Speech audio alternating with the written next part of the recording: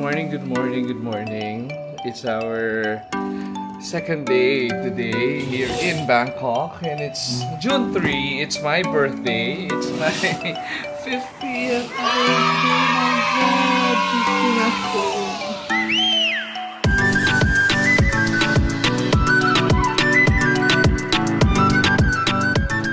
It's 8 a.m. So, nag-gym daw silang tatlo. Ayaw ko sumunod kasi pagod na sakit ng katawan ko. Kasi yesterday, di ba yung flight namin is 9:40 a.m. So, 4 a.m. pa lang gising na kami. Tapos, pagdating namin dito, nag-ikot na agad kami. Nakauwi na kami ng mga 11 p.m. Parang 6 hours lang tulog ko, pero sapat na. So, ayoko mag-gym. Ayoko sumama sa kanila. Bababa na lang ako kasi merong Starbucks sa lobby ng hotel. Tapos umaya, punta raw kami sa Icon Siam. Tsaka sa Wat Arun. Mag-prepare muna ako. Hindi pa ako naliligo. Nagbihis lang ako. Pero naligo naman ako before ako matulog kagabi. Kaya okay na yan. So, baba muna ako sa Starbucks. Tingnan ko ng mga kape nila. Kung may kakaiba ba silang kape dito sa Thailand, sa Bangkok.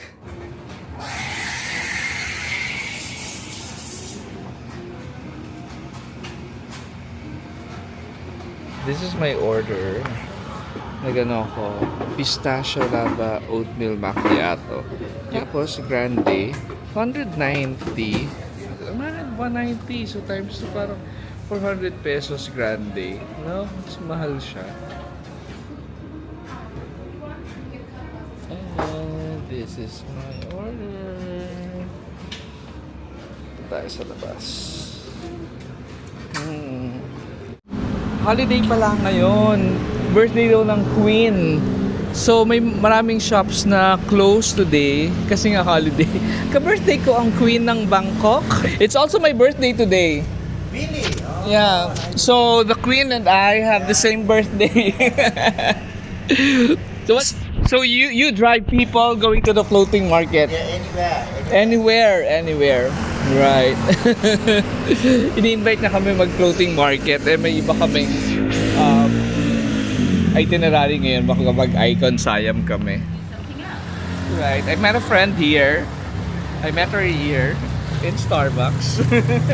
And I told her it's my 50th birthday today. And she asked me how was the fire horse treating me. And I told her I lost my job last January. Oh, Switzerland. You know what, last year, funny thing, because last year, I was really planning to have trips this year, right? At least once every quarter. And Switzerland is one of the countries that I really want to go to. There's one place in Switzerland that I really want to go to. I'm trying to look for it right now. So, definitely Interlaken. I want to go to Interlaken. Of course. Interlaken. But there is the Gelmerbahn. Gelmerbahn? Gelmerbahn? Okay. Where you ride this thing. Where I want to go to in Switzerland there.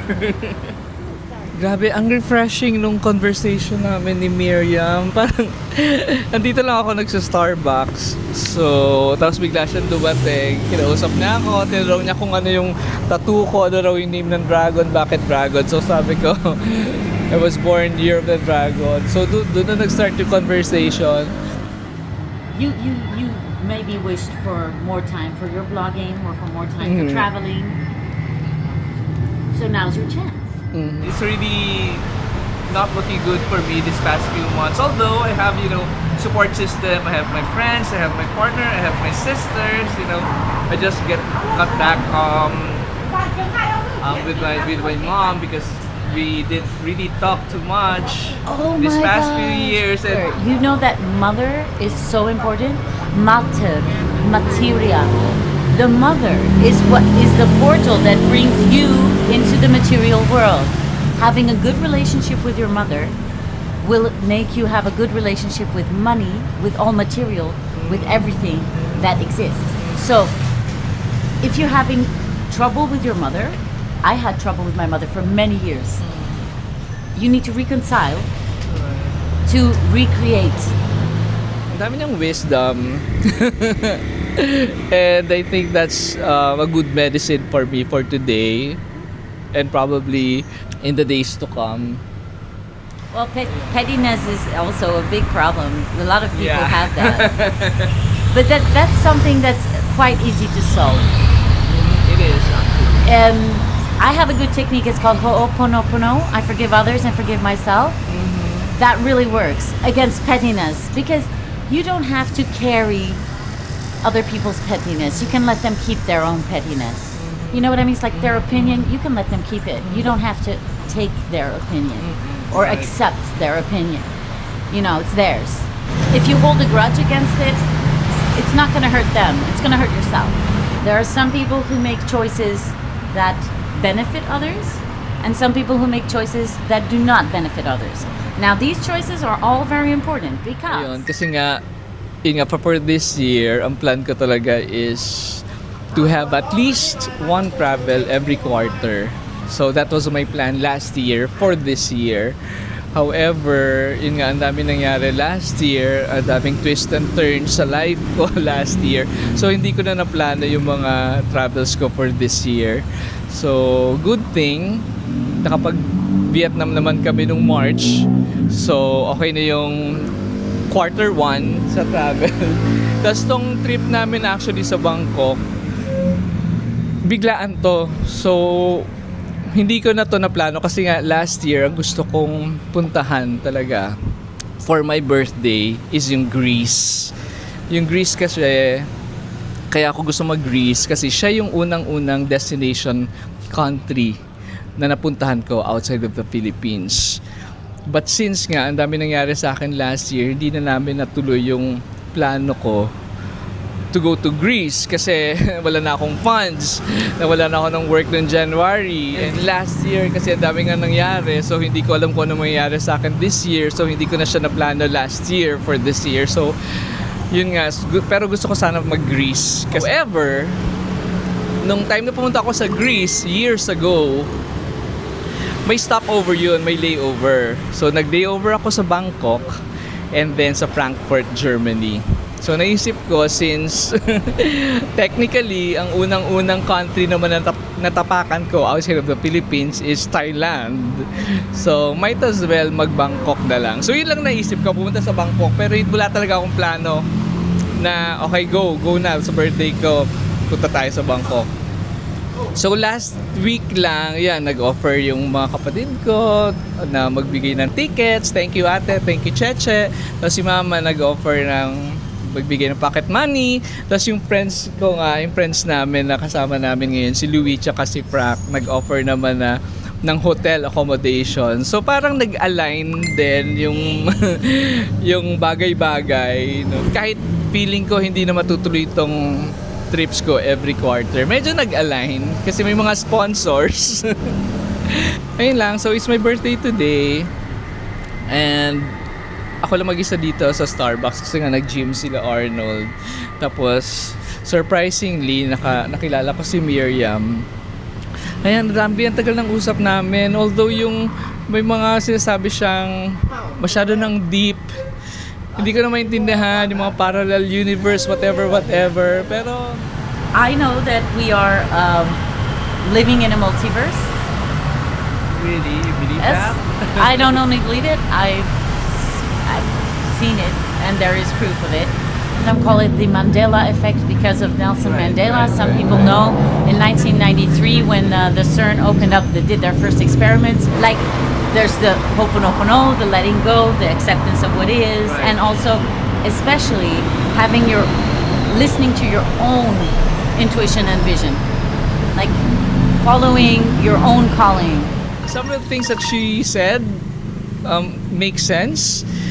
So lumabas lang siya, mag-add sana kami sa Facebook. So kasi gusto niya talaga mag-travel sa Asia. So hindi niya lang alam saan magsa-start. So ito yung first Asian country na napuntahan niya, which is Thailand. Tapos gusto niya mag-Japan, Korea, and China. Tapos since nalaman niya taga Philippines ako, baka i-add niya sa itinerary niya yung Philippines. Pero kinakabahan siya, natatakot siya kasi meron daw siyang relationship for 2 years in the past na Pilipino. So sabi ko, ba't di kayo invite sa Philippines? Natakot daw siya na baka sa hair color niya raw and sa eye color, baka baka maloko siya sa Pilipinas. So hindi niya alam kung nagseselos lang daw or natatakot for her kasi nga sa Philippines, di ba? May mga taong nagtitake advantage sa mga foreigners. So yun yung kinakatakot niya. So sabi ko naman na hindi naman, friendly naman mga Pilipino. Yun nga lang, kailangan niyang piliin kung sino yung kakausapin niya. So anyways, Words have power. mhm. And I always decide that all of my choices must be for the highest good of all and conform to my highest timeline where I can fulfill the best outcome for everything and everyone. There's one underlying like baseline of humanity, and that Right. is love. Like, without love there'd be nothing. It's like without water there'd be nothing.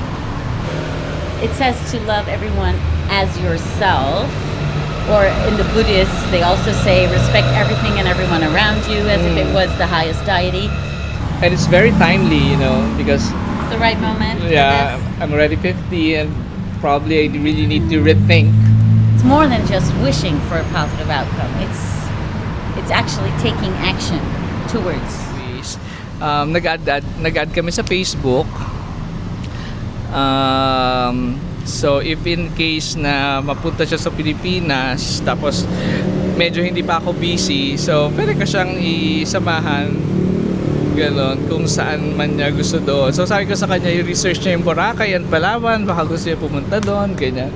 So yun lang, maghintay lang ako na mag-ayos-ayos lang kami maya-maya. Pupunta kami sa Icon Siam, baka dun muna kami. Tsaka sa Wat Arun, yung parang palas-palas lang dun sa area na yon.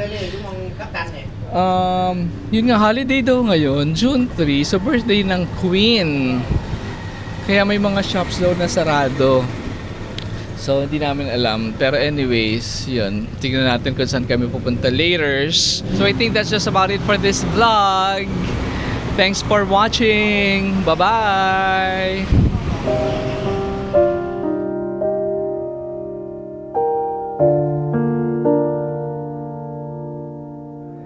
Dito na sila. Tapos na sila mag-gym. Ayan. Nag-gym ba kayo? Anong gym yun? Ako may naka-gym outfit pero nasa labas lang. Meron akong cake. Saan na? Wow! Ganto. Alam mo, mahal siya. Ano to? Ay, gusto ko to.